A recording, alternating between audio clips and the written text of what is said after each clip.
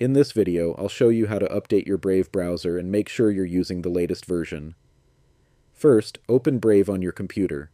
Once the browser is open, go to the top right corner and click on the menu icon. This is the icon with the 3 horizontal lines. From the menu, scroll down and click on Settings. Now, on the left-hand side, scroll all the way down and click on About Brave. As soon as you open this page, Brave will automatically start checking for updates. If an update is available, the browser will begin downloading and installing it automatically. After the update is complete, you may see a button asking you to relaunch Brave. Just click on it to restart the browser and finish the update. On this same page, you can also see the current version of Brave installed on your computer.